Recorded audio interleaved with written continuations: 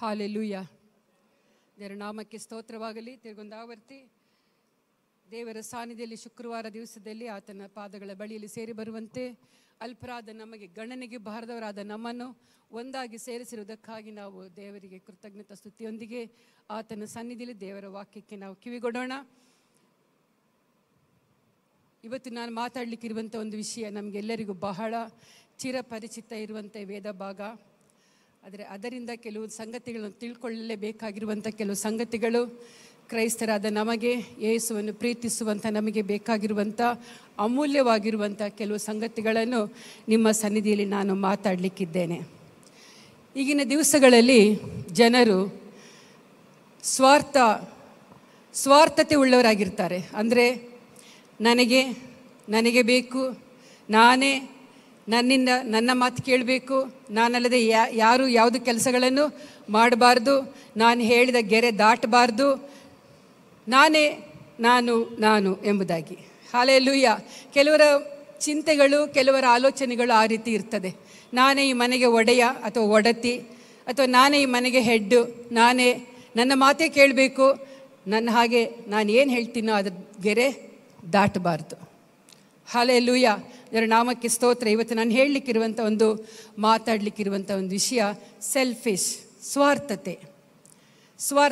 ಇದರ ಬಗ್ಗೆ ದೇವರ ವಾಕ್ಯದ ಮೂಲಕವಾಗಿ ಮನುಷ್ಯನಲ್ಲಿರುವಂಥ ಸರ್ವೇ ಸಾಧಾರಣವಾಗಿರುವಂಥ ಒಂದು ಗುಣವಾಗಿದೆ. ಇದು ಸರ್ವೇ ಸಾಧಾರಣವಾಗಿರುವಂಥ ಒಂದು ಗುಣ. ಜ್ಞಾನೋಕ್ತಿಗಳ ಪುಸ್ತಕ 3ನೇ ಅಧ್ಯಾಯ 5 ಮತ್ತು 6 ವಾಕ್ಯಗಳನ್ನು ಓದೋಣ. ಜ್ಞಾನೋಕ್ತಿಗಳ ಪುಸ್ತಕ 3ನೇ ಅಧ್ಯಾಯ 5 ಮತ್ತು 6 ವಾಕ್ಯಗಳು. ಸ್ವಬುದ್ಧಿಯನ್ನೇ ಆಧಾರ ಮಾಡಿಕೊಳ್ಳದೆ ಪೂರ್ಣ ಮನಸ್ಸಿನಿಂದ ಯೆಹೋವನಲ್ಲಿ ಭರವಸವಿಡು. ಇಲ್ಲಿ ಜ್ಞಾನವಂತನಾಗಿರುವಂಥ ಒಬ್ಬ ಸೊಲೊಮೋನನು ಹೇಳ್ತಾ ಇದ್ದಾನೆ. ಏನು ಹೇಳ್ತಾ ಇದ್ದಾನೆ? ಸ್ವಬುದ್ಧಿಯನ್ನೇ ಆಧಾರ ಮಾಡಿಕೊಳ್ಳದೆ, ಸ್ವಾರ್ಥವಾದಂಥ ನಿನ್ನ ಬುದ್ಧಿಯನ್ನೇ ಆಧಾರ ಮಾಡಿಕೊಳ್ಳದೆ. ಪ್ರತಿಯೊಬ್ಬನಲ್ಲೂ ಸ್ವಾರ್ಥತೆ ಇರ್ತದೆ. ನಾನು ಹೇಳಿದ್ದು ಯಾರೂ ಕೇಳೋದಿಲ್ಲಲ್ಲ. ನನ್ನ ಮಕ್ಕಳು ನನ್ನ ಮಾತು ಕೇಳೋದಿಲ್ಲ, ನನ್ನ ಗಂಡನೂ ಕೇಳೋದಿಲ್ಲ, ಗಂಡ ಹೇಳಿದ ಹೆಂಡತಿನೂ ಕೇಳೋದಿಲ್ಲ.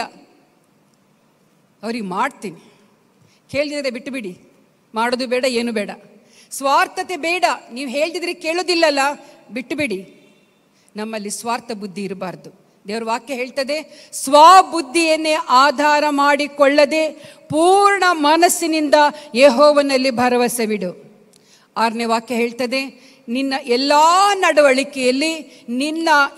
ನಡವಳಿಕೆಯಲ್ಲಿ ಆತನ ಚಿತ್ತಕ್ಕೆ ವಿಧೇಯನಾಗು.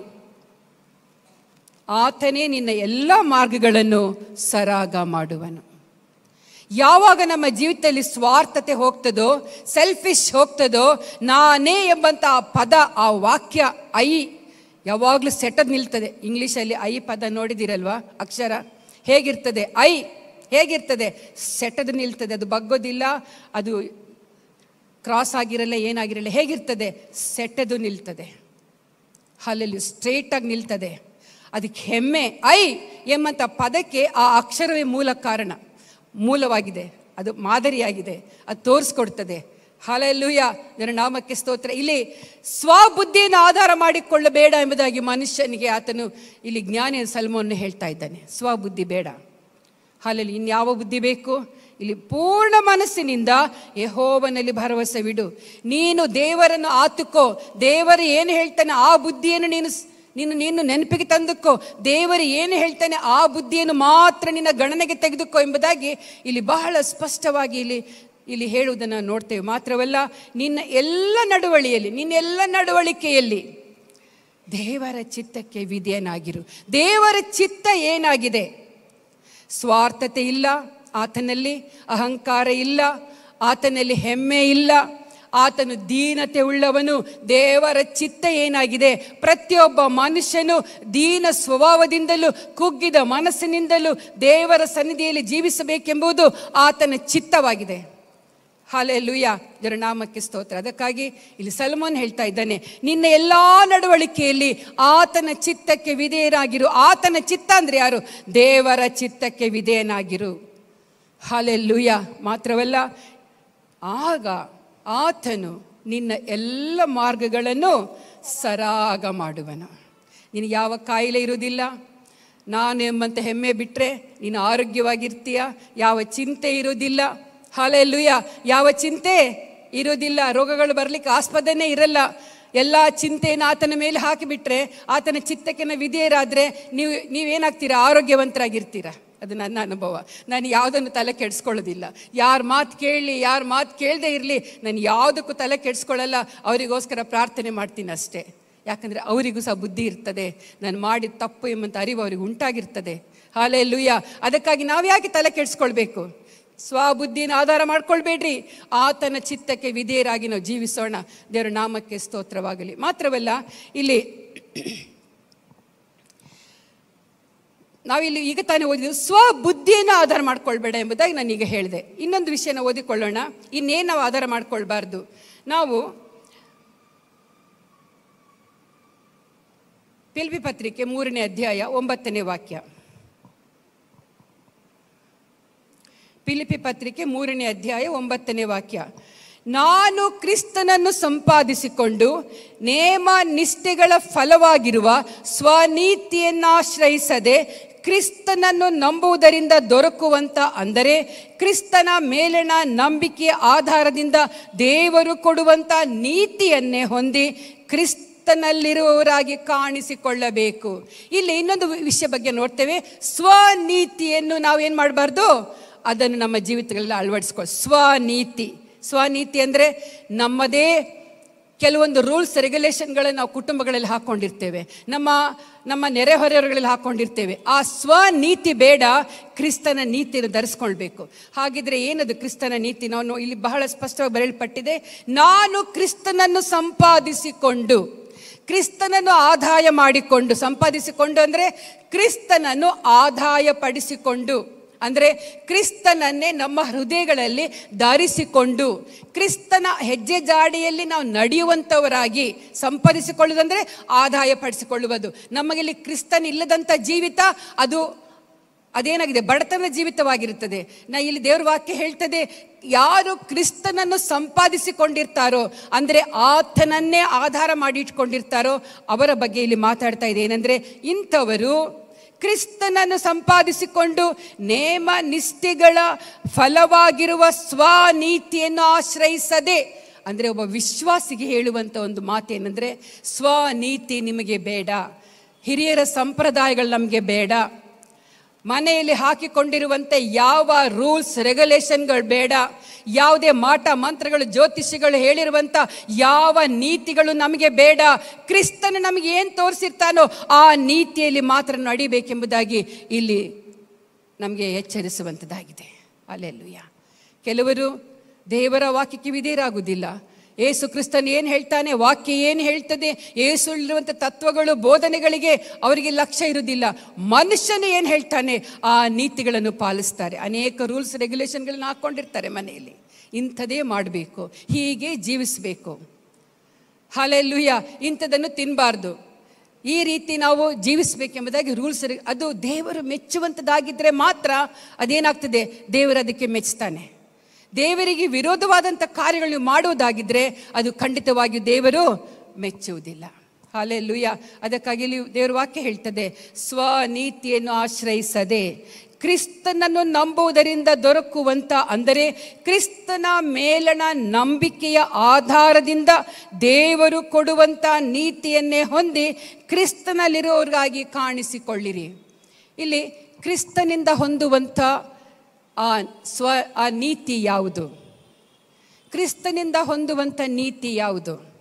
ಮನುಷ್ಯರಿಂದ ಹೊಂದುವಂಥದ್ದು ಸ್ವನೀತಿ, ದೇವರಿಂದ ಹೊಂದುವಂಥ ನೀತಿ ಯಾವುದೆಂಬುದಾಗಿ ನೋಡುವುದಾದರೆ, ಇಲ್ಲಿ ರೋಮ ಪತ್ರಿಕೆ 10ನೇ ಅಧ್ಯಾಯ 9-10 ವಾಕ್ಯಗಳು ಓದುವುದಾದರೆ ಅಲ್ಲಿ ಬಹಳ ಸ್ಪಷ್ಟವಾಗಿ ಬರೆಯಲ್ಪಟ್ಟಿದೆ. ಏನು ಕ್ರಿಸ್ತನ ನೀತಿ, ಏನು ನಮಗೆ ಹೇಳ್ತಾ ಇದ್ದಾನೆ, ಯಾವುದು ಕ್ರಿಸ್ತನ ನೀತಿ? ಇದು ಸ್ವನೀತಿ ಅಲ್ಲ, ಇದು ನೀತಿ, ಇದು ದೇವರಿಂದ ಬಂದಂಥ ನೀತಿಯಾಗಿದೆ. ಅದೇನೆಂದರೆ ನೀನು ಯೇಸುವನ್ನೇ ಕರ್ತನೆಂದು ಬಾಯಿಂದ ಅರಿಕೆ ಮಾಡಿಕೊಂಡು ದೇವರು ಆತನನ್ನು ಸತ್ತವರೊಳಗಿಂದ ಎಬ್ಬಿಸಿದನೆಂದು ಹೃದಯದಿಂದ ನಂಬಿದರೆ ನಿನಗೆ ರಕ್ಷಣೆಯಾಗುವುದು ಎಂಬುದೇ. ಹೃದಯದಿಂದ ನಂಬುವುದರ ಮೂಲಕ ನೀತಿಯು ದೊರಕುತ್ತದೆ, ಬಾಯಿಂದ ಅರಿಕೆ ಮಾಡುವುದರ ಮೂಲಕ ರಕ್ಷಣೆಯಾಗುತ್ತದೆ. ಸಾಕು. ಇಲ್ಲಿ ರೋಮಪತ್ರಿಕೆ 10ನೇ ಅಧ್ಯಾಯ 9-10 ವಾಕ್ಯಗಳು ಈಗ ತಾನೇ ಓದಿದೀವಿ ನಾವು. ಅದೇನಂದ್ರೆ ಯೇಸುವೆ ಕರ್ತನೆಂದು ನಾವೇನ್ ಮಾಡಬೇಕು? ಬಾಯಿಂದ ಅರಿಕೆ ಮಾಡಬೇಕು. ಯಾರು ಅರಿಕೆ ಮಾಡ್ತಾರೆ, ಇಲ್ಲಿ ಬಹಳ ಸ್ಪಷ್ಟವಾಗಿ ಬರೆಯಲ್ಪಟ್ಟಿದೆ, ನೀನು ಯೇಸುವನ್ನೇ ಹೃದಯದಿಂದ ನಂಬುವುದರಿಂದ ನಿನಗೆ ನೀತಿ ಸಿಗ್ತದೆ. ಯಾವುದರಿಂದ ಸಿಗ್ತದೆ? ಯೇಸುವನ್ನು ಹೃದಯದಿಂದ ನಂಬುವುದರಿಂದ ನೀತಿ ಸಿಗ್ತದೆ. ನೀತಿ ಅಂದರೆ ಧರ್ಮ, ಒಳ್ಳೆಯ ಕಾರ್ಯಗಳು, ಒಳ್ಳೆಯ ಯೋಚನೆಗಳು, ಅದೆಲ್ಲವೂ ಎಲ್ಲಿಂದ ಸಿಗ್ತದೆ? ಯೇಸುವಿನಿಂದ ಮಾತ್ರ ಸಿಗ್ತದೆ. ಯೇಸುವಿನಲ್ಲಿದೆ, ಅದನ್ನು ನಂಬಿದರೆ ಮಾತ್ರ ನಾವು ಹೊಂದಿಕೊಳ್ಳಿಕ್ಕೆ ನಮಗೆ ಸಾಧ್ಯ ಆಗ್ತದೆ.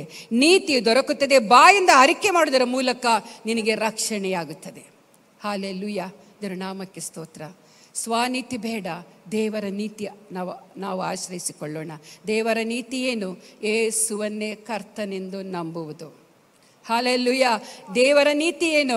ಏನು ದೇವರ ನೀತಿ? ಮಗನೇ, ಮಗಳೇ, ನೀನು ಪಾಪಿ ಎಂಬುದಾಗಿ ದೇವರ ವಾಕ್ಯ ಹೇಳ್ತದೆ. ನೀತಿವಂತನೇ ಇಲ್ಲ, ಒಬ್ಬನಾದರೂ ಇಲ್ಲ ಎಂಬುದಾಗಿ ದೇವರ ವಾಕ್ಯ ಹೇಳುವಾಗ ಮನುಷ್ಯನಾದ ಪ್ರತಿಯೊಬ್ಬನು ಪಾಪಿ ಎಂಬುದಾಗಿ ಬೈಬಲ್ ಸ್ಪಷ್ಟವಾಗಿ ತಿಳಿಸುವಂಥದ್ದಾಗಿದೆ. ಈ ರೀತಿಯ ಪಾಪಮಯವಾದ ಮನುಷ್ಯನಿಗೆ ದೇವರು ಹೇಳುವಂಥ ಒಂದು ಸಂಗತಿ ಏನೆಂದರೆ, ಮಗನೇ, ಮಗಳೇ, ಯೇಸುವನ್ನು ನಿನ್ನ ಹೃದಯದಲ್ಲಿ ನೀನು ನಂಬು. ಹಲ್ಲೆಲೂಯಾ. ಯೇಸುವಿನ ಗುಣ ನಡತೆಗಳನ್ನು ನಿನ್ನ ಹೃದಯದಲ್ಲಿ ಧರಿಸಿಕೊ. ಯೇಸುವಿನ ಸ್ವಭಾವಗಳು ನಿನ್ನ ಹೃದಯದಲ್ಲಿ ಬರಲಿ ಎಂಬುದಾಗಿ ಆತನು ಸ್ಪಷ್ಟವಾಗಿ ಇವತ್ತು ಹೇಳುವನಾಗಿದ್ದಾನೆ. ದೇವರ ನಾಮಕ್ಕೆ ಸ್ತೋತ್ರವಾಗಲಿ. ಬಾಯಿಂದ ಅರಿಕೆ ಮಾಡಬೇಕಂತೆ. ಏನಂತ ಅರಿಕೆ ಮಾಡಬೇಕು? ಯೇಸುವೇ, ನೀನು ಕ್ರಿಸ್ತನು, ನೀನು ದೇವರು, ನಾನು ನಿನ್ನನ್ನು ನಂಬಿದ್ದೇನೆ, ನನ್ನ ಪಾಪಗಳಿಂದ ವಿಮುಕ್ತಿ ಕೊಡು, ನನ್ನನ್ನು ರಕ್ಷಿಸು ಎಂಬುದಾಗಿ ನಾವೇನು ಮಾಡಬೇಕಂತೆ? ಬಾಯಿಂದ ಅರಿಕೆ ಮಾಡಬೇಕು. ಹಲ್ಲೆಲೂಯಾ, ದೇವರ ನಾಮಕ್ಕೆ ಸ್ತೋತ್ರವಾಗಲಿ. ಆಗ ನಮಗೇನಾಗ್ತದೆ? ನೀತಿ ಸಿಗ್ತದೆ, ನಾವು ರಕ್ಷಣೆಯನ್ನು ಹೊಂದುತ್ತೇವೆ. ದೇವರ ನಾಮಕ್ಕೆ ಸ್ತೋತ್ರವಾಗಲಿ. ಮಾತ್ರವಲ್ಲ, ಇಲ್ಲಿ ಇಬ್ಬರು ವ್ಯಕ್ತಿಗಳು ಪ್ರಾರ್ಥನೆಗಾಗಿ ಹೋಗ್ತಾರೆ. ನಮಗೆ ಬಹಳ ಸ್ಪಷ್ಟವಾಗಿ ನಮಗೆ ಆ ಸ್ಟೋರಿ ನಮಗೆಲ್ಲರಿಗೂ ಗೊತ್ತಿದೆ. ಪುನಃ ಈ ಹೊಸದಾಗಿ ಬಂದಂಥವರಿಗೆ ಅರ್ಥವಾಗುವುದಕ್ಕಾಗಿ ನಾನು ಅದನ್ನು ಹೇಳ್ತೇನೆ. ಓದೋಣ ಅದನ್ನು. ಲೂಕನ ಸುವಾರ್ತೆ 18ನೇ ಅಧ್ಯಾಯ 10-14 ವಾಕ್ಯ. ಲೂಕನ ಸುವಾರ್ತೆ 10ನೇ ಅಧ್ಯಾಯ 18ನೇ ಅಧ್ಯಾಯ 10-14 ವಾಕ್ಯಗಳು. ಅದೇನೆಂದರೆ, ಪ್ರಾರ್ಥನೆ ಮಾಡಬೇಕೆಂದು ಇಬ್ಬರು ಮನುಷ್ಯರು ದೇವಾಲಯಕ್ಕೆ ಹೋದರು. ಪ್ರಾರ್ಥನೆ ಮಾಡೋದಕ್ಕಾಗಿ ಇಬ್ಬರು ದೇವಾಲಯಕ್ಕೆ ಹೋಗ್ತಾರೆ, ಆಲಯಕ್ಕೆ ಬರ್ತಾರೆ. ಓದಿ. ಒಬ್ಬನು ಪರಿಸಾಯನು, ಒಬ್ಬನು ಸುಂಕದವನು. ಪರಿಸಾಯನು ನಿಂತುಕೊಂಡು ಪ್ರಾರ್ಥಿಸುವಾಗ ತನ್ನೊಳಗೆ, ದೇವರೇ, ಸುಲುಕೊಳ್ಳುವವರು, ಅನ್ಯಾಯಗಾರರು, ಹಾದರ ಮಾಡುವವರು ಆಗಿರುವ ಉಳಿದ ಜನರಂತೆ ನಾನಲ್ಲ. ಇವನು ಪರಿಸಾಯದವನು, ಐಶ್ವರ್ಯವಂತನು, ಯಾವುದರಲ್ಲೂ ಕಡಿಮೆ ಇಲ್ಲದಂಥ ಒಬ್ಬ ವ್ಯಕ್ತಿ ದೇವಾಲಯಕ್ಕೆ ಬಂದಿದ್ದಾನೆ. ಸುಂಕದವನು, ಅವನಿಗೂ ಏನು ಕಡಿಮೆ ಇಲ್ಲ. ಅವನು ಏನು ಮಾಡಿದ್ದಾನೆ? ಅವನು ಎಲ್ಲ ಜನರಿಂದ ಅನೇಕ ವಿಧವಾದ ರೀತಿಯಲ್ಲಿ ಹಣ ವಸೂಲಿ ಮಾಡುವಂಥ ಒಬ್ಬ ಮನುಷ್ಯನು. ಇಬ್ಬರು ದೇವಾಲಯಕ್ಕೆ ಹೋಗಿದ್ದಾರೆ. ಈಗ ಪರಿಸಾಯನು ಪ್ರಾರ್ಥನೆ ಮಾಡ್ತಾ ಇದ್ದಾನೆ, ಅವರಂತೆ ನಾನಲ್ಲ, ಸುಲುಕೊಳ್ಳುವವರಂತೆ ನಾನಲ್ಲ, ನಾನು ಇಂಥವನಲ್ಲ, ನಾನು ಅಂಥವನಲ್ಲ ಎಂಬುದಾಗಿ ಆತನು ಪ್ರಾರ್ಥನೆ ಮಾಡ್ತಾ ಇದ್ದಾನೆ. ಮುಂದೆ ಓದಿ. ಈ ಸುಂಕದವನಂತೆಯೂ ಅಲ್ಲ, ಈ ಸುಂಕದವನಂತೆ ಇಲ್ಲ, ನಾನು ಮೋಸದಿಂದ ಹಣ ತಕ್ಕೊಳ್ಳಿಲ್ಲ. ಆದುದರಿಂದ ನಿನಗೆ ಸ್ತೋತ್ರ ಮಾಡುತ್ತೇನೆ. ಆದ್ದರಿಂದ ನಾನು ನಿನಗೆ ಸ್ತೋತ್ರ ಮಾಡ್ತೇನೆ. ವಾರಕ್ಕೆ 2 ಆವರ್ತಿ ಉಪವಾಸ ಮಾಡುತ್ತೇನೆ. ನೋಡಿ, ವಾರಕ್ಕೆ, ನೋಡು ಸ್ವಾಮಿ, ನಾನು ವಾರಕ್ಕೆ 2 ಸಲ ಉಪವಾಸ ಮಾಡ್ತೇನೆ ನಿನಗೋಸ್ಕರ. ನಾನು ಸಂಪಾದಿಸುವ ಎಲ್ಲದರಲ್ಲಿಯೂ 10ರಲ್ಲಿ 1 ಪಾಲು ಕೊಡುತ್ತೇನೆ. ದೇವರಿಗೆ ಕೊಡುವಂತ ಹಣದಲ್ಲಿ ನನಗೆ ಸಂಪಾದನೆ ಏನಿದೆಯೋ ಅದೆಲ್ಲವನ್ನು ಅದರಲ್ಲಿ 10ರಲ್ಲಿ 1 ಭಾಗ ನಾನು ನಿನಗೆ ಕೊಡ್ತಾ ಇದ್ದೇನೆ.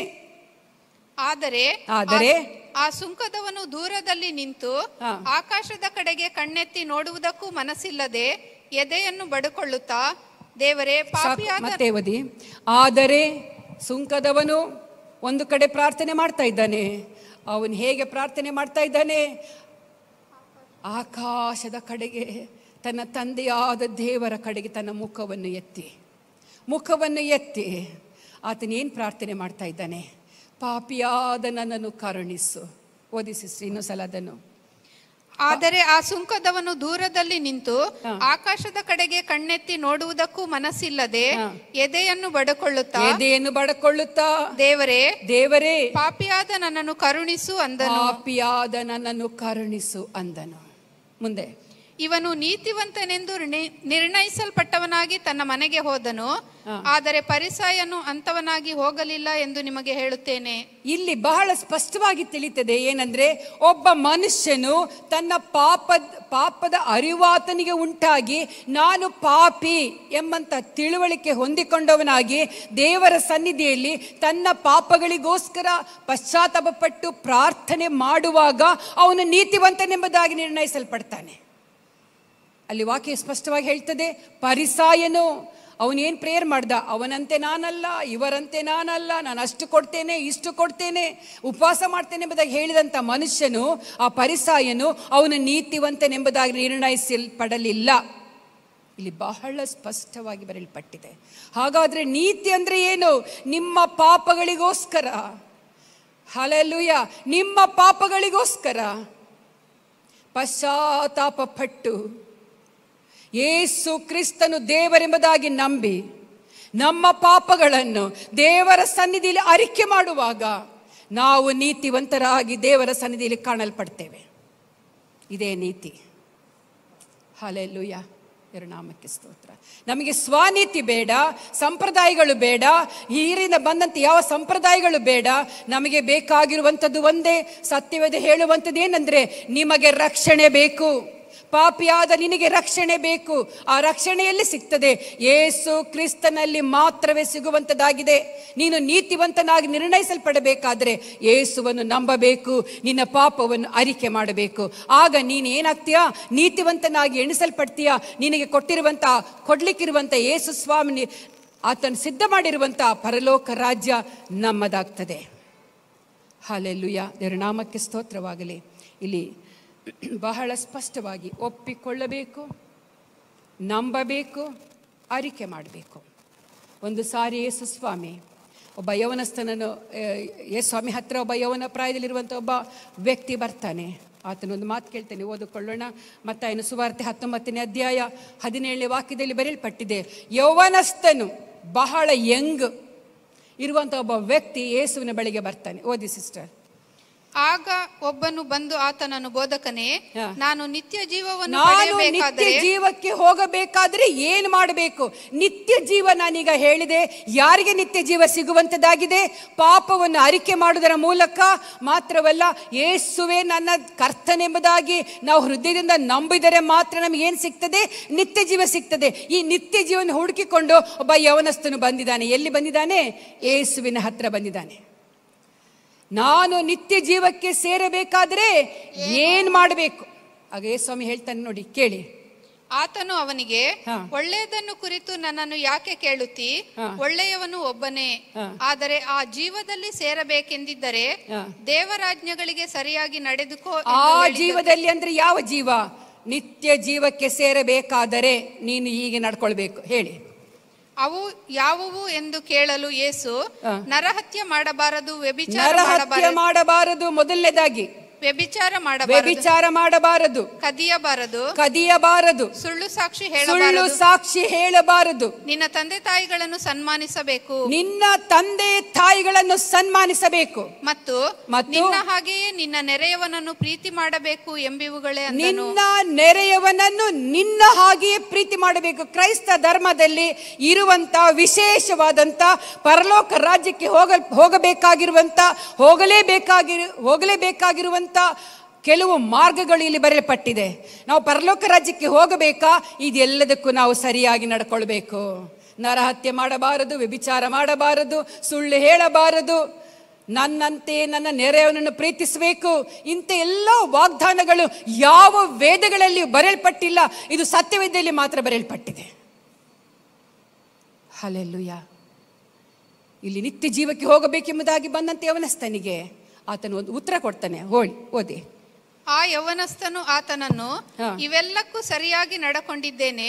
ಇಲ್ಲಿ ಆ ಯವನಸ್ಥನಿಗೆ ಕೇಳಿದಂತೆ ಎಲ್ಲ ಪ್ರಶ್ನೆಗಳಿಗೆ ಆತನು ಉತ್ತರ ಕೊಡ್ತಾ ಇದ್ದಾನೆ. ಯವನಸ್ಥನು ಏನಂತ, ಸ್ವಾಮಿ, ನಾನು ಇದೆಲ್ಲದಕ್ಕೂ ಸರಿಯಾಗಿ ನಡ್ಕೊಂಡಿದ್ದೇನೆ, ನಾನು ವ್ಯಭಿಚಾರ ಮಾಡಲಿಲ್ಲ, ನಾನು ಸುಳ್ಳು ಹೇಳಲಿಲ್ಲ, ನಾನು ಬೇಡ ನೀ ಹೇಳಿದಂತೆ ಎಲ್ಲ ಸಂಗತಿಗಳನ್ನು ನಾನು ಏನೂ ಮಾಡಿಲ್ಲ, ನಾನು ನೀತಿವಂತನಾಗಿದ್ದೇನೆ ಎಂಬುದಾಗಿ ಹೇಳುವಾಗ ಆತನು ಇನ್ನೊಂದು ಮಾತು ಹೇಳ್ತಾನೆ, ಬಹಳ ವಿಶೇಷವಾದ ಒಂದು ಮಾತು. ಓದಿ ಸಿಸ್ಟರ್.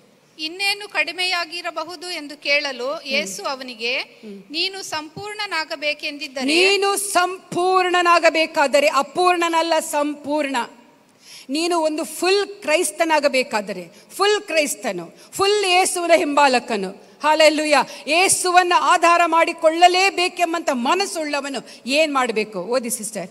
ಹೋಗಿ ನಿನ್ನ ಆಸ್ತಿಯನ್ನು ಮಾರಿ ಬಡವರಿಗೆ ಕೊಡು. ಎಸ್, ಇಲ್ಲಿ ಹೋಗಿ ಅವನು ತುಂಬಾ ಐಶ್ವರ್ಯವಂತನು.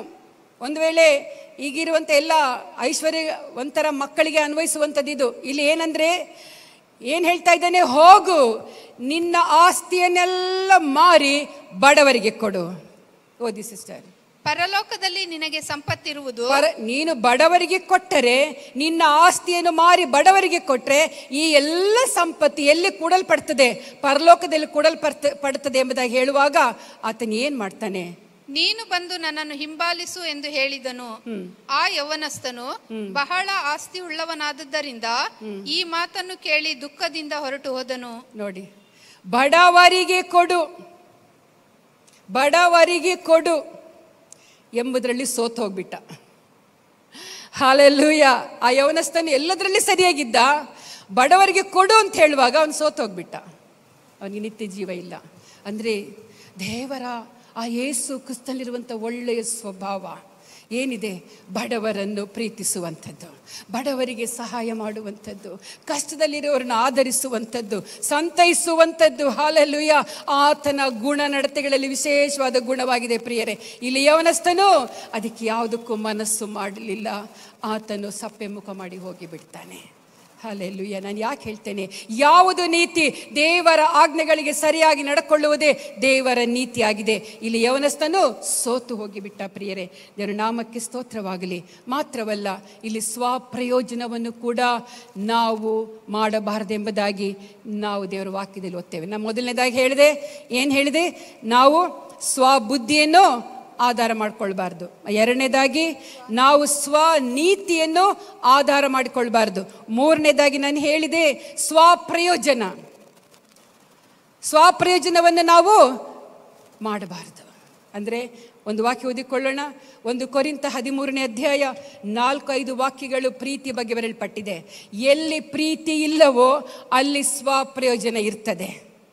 ಸ್ವಂತ ಪ್ರಯೋಜನ, ನನಗಾಗಿ, ನನಗಿದೇ ಬೇಕೇ ಬೇಕು, ನಾನು ಎಂಬಂಥ ಪ್ರಯೋಜನ ಎಲ್ಲಿ ಬರ್ತದೆ?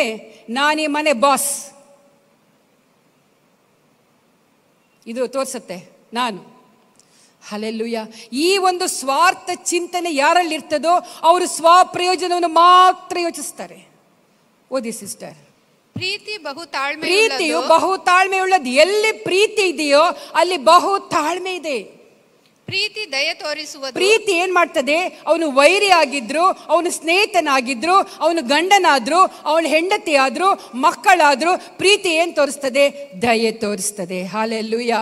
ಮತ್ತೆ ಪ್ರೀತಿಯು ಹೊಟ್ಟೆ ಕಿಚ್ಚು ಪಡುವುದಿಲ್ಲ, ಹೊಗಳಿಕೊಳ್ಳುವುದಿಲ್ಲ, ಉಬ್ಬಿಕೊಳ್ಳುವುದಿಲ್ಲ, ಮರ್ಯಾದೆಗೆಟ್ಟು ನಡೆಯುವುದಿಲ್ಲ, ಸ್ವಪ್ರಯೋಜನವನ್ನು ಚಿಂತಿಸುವುದಿಲ್ಲ. ಸ್ವಪ್ರಯೋಜನ ನಮ್ಮಲ್ಲಿ ಇರಬಾರ್ದು. ದೇವರ ವಾಕ್ಯ ನಮಗೆ ಸ್ಪಷ್ಟವಾಗಿ ಹೇಳ್ತಾ ಇದೆ, ಸ್ವಪ್ರಯೋಜನ, ನನಗೋಸ್ಕರ ಮಾತ್ರ ನಾನು ನನ್ನ ಕಾರ್ಯಗಳನ್ನು ಮಾಡ್ತೇನೆ, ನನಗೋಸ್ಕರ ಮಾತ್ರ ನಾನು ಫುಡ್ ತಯಾರಿಸ್ತೇನೆ, ನನಗೋಸ್ಕರ ಮಾತ್ರ ನನ್ನ ಬಟ್ಟೆಗಳನ್ನ ಮಾತ್ರ ಒಗಿತೇನೆ, ನನಗೋಸ್ಕರ ಮಾತ್ರ. ಹಲ್ಲೆಲೂಯಾ.